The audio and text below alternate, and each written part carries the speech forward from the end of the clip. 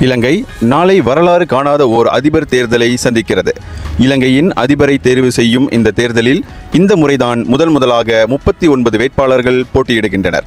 இருப்பினும் நடப்பு அதிபர் ரணில் விக்ரமசிங்கே, எதிர்க்கட்சி தலைவர் சஜித் பிரேமதாசா, ராஜபக்ச குடும்பத்தை சேர்ந்த நாமல் ராஜபக்ச, மக்கள் தேசிய கட்சியின் அனுரகுமார திசாநாயக்க என இந்த நால்வர் இடையே மிக கடுமையான போட்டி ஏற்பட்டிருக்கிறது. இலங்கை பொருளாதாரத்தில் மிகவும் மோசமான நெருக்கடிக்கு தள்ளப்பட்ட போது முன்னாள் அதிபர் கோத்தபயா ராஜபக்சேவிடமிருந்து பொறுப்பேற்று காப்பாற்றியவர் என ரணிலுக்கு ஆதரவு பெருகியிருக்கிறது. தமது சரியான கொள்கைகளால் மக்கள் மத்தியில் செல்வாக்கு பெற்று எதிர்க்கட்சியாக விளங்கும் சஜித் பிரேமதாசாவுக்கும் ஆதரவு அதிகரித்திருக்கிறது.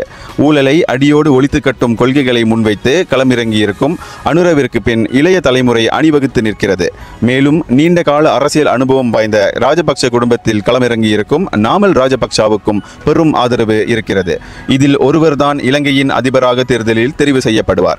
இதனிடையே இலங்கையில் உள்ள சிறுபான்மை இனமான தமிழர்கள் தனது பிரதிநிதியாக அரியநேந்திரன் எனும் தமிழர் ஒருவரை அதிபர் வேட்பாளராக களமிறக்கி தமது ஆதரவையும் உறுதிப்படுத்தியுள்ளனர். எனினும் தமிழர்களின் வாக்குகளால் ஒருவர் அதிபராக தேர்வு செய்யப்படுவது சாத்தியமற்றது என்பதை அவர்களும் உணர்ந்திருக்கிறார்கள். இந்தியர்களின் இதய குரல் மக்களோசை.